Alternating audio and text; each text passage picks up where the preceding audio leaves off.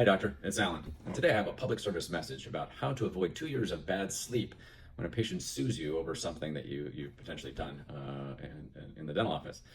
So I know that probably grabbed your attention. Hopefully you're going to sit through this video and listen to some of the things that we go over. So, here at Gold Coast Dental, over the years we've had hundreds of doctors work at the company. We've had tens of thousands of patients come through the door, and we've seen all kinds of things. And based on that kind of giant laboratory that we've had, we've come up with a list of 5 things. I'm going to go over 5 things today that I think are extremely important for doctors in general to pay attention to as they're getting through their day. And I get it. I have busy days too, and things slip through the cracks. And not every day is our perfect day. Some days it's we didn't sleep well the night before, we got something else on our mind.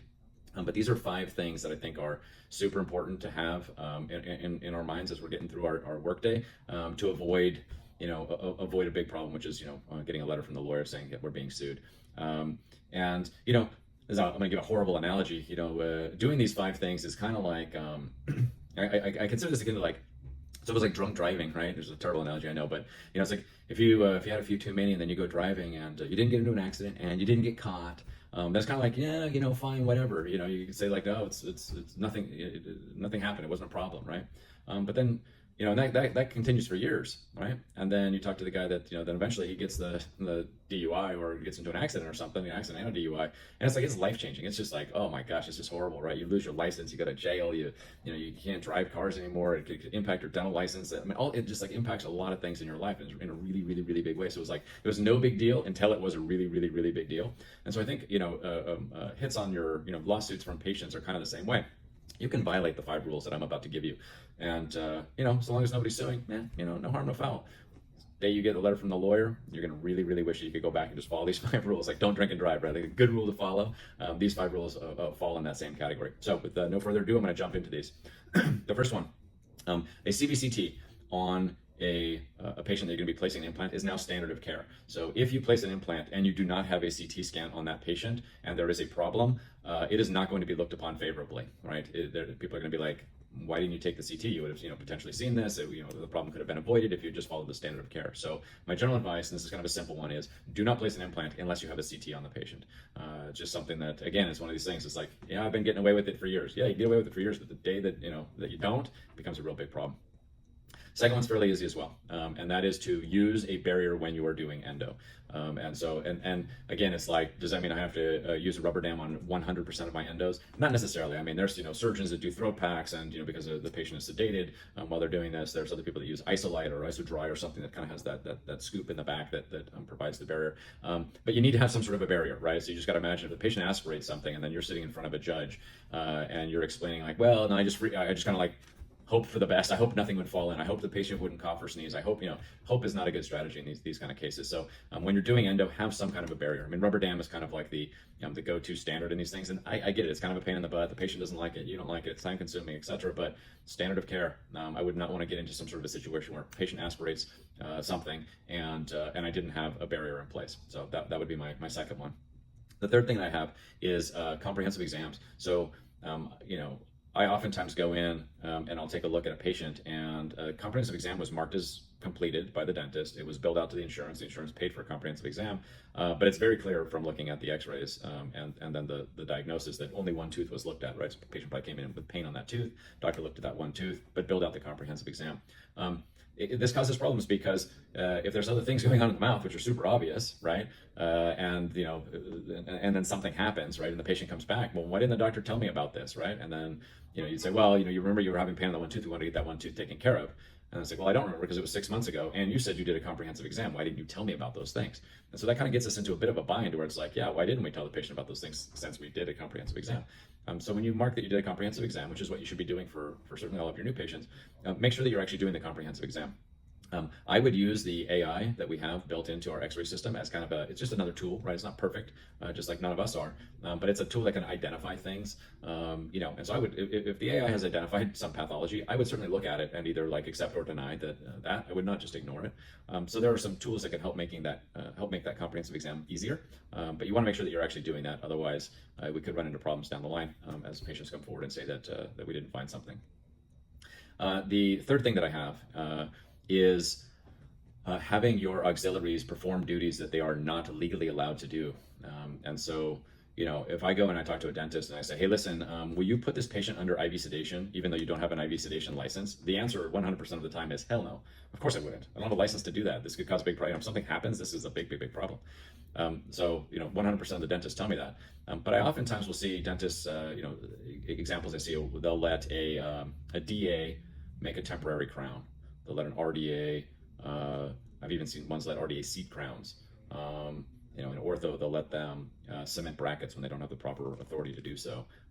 All these kind of like little time-saving things that I see.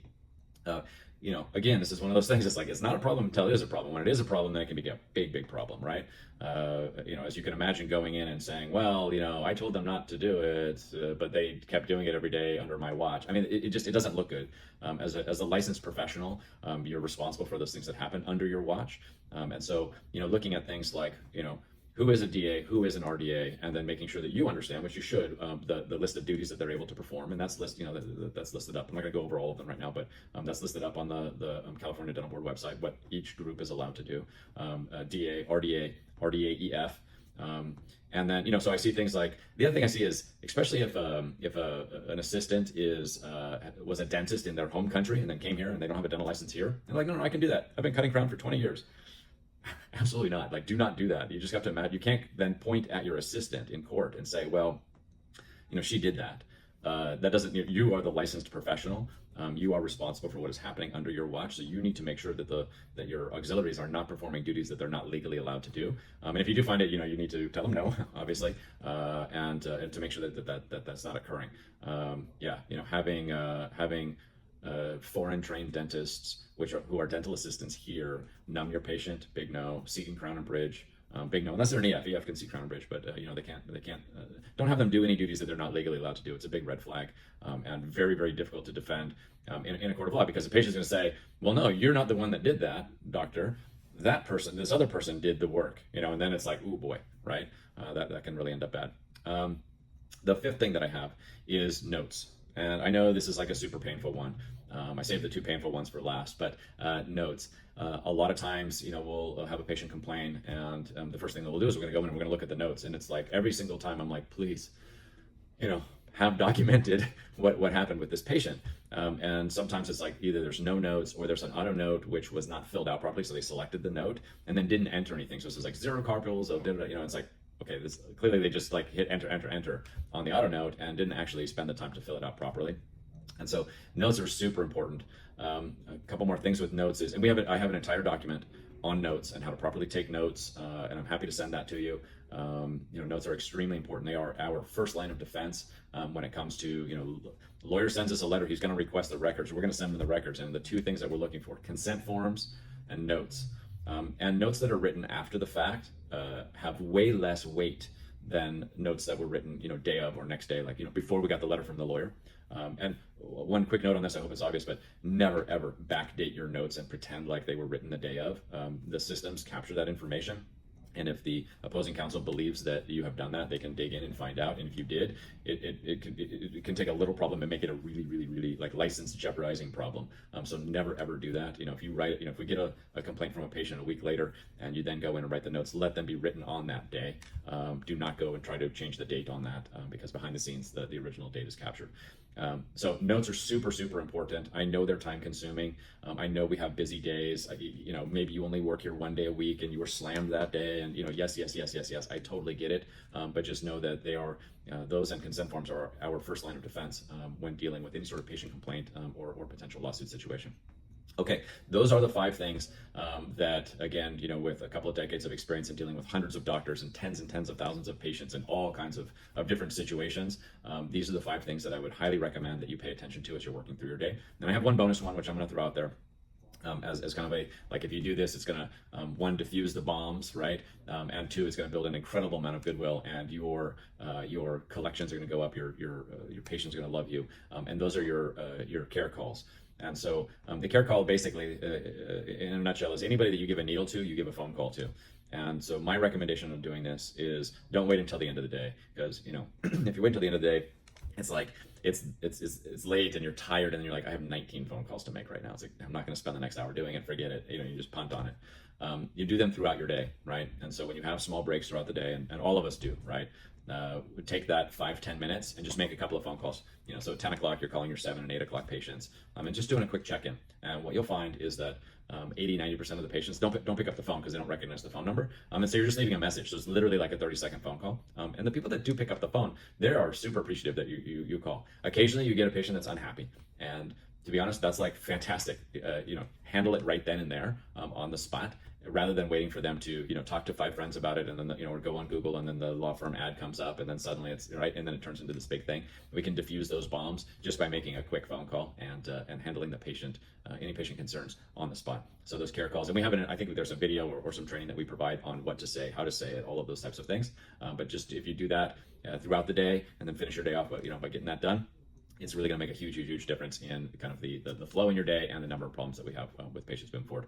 Okay, that's it. Hope you not enjoyed, but I hope this video was informative to you, and hopefully we can then implement some of these things to avoid problems in the future. Thank you much. Have a great day.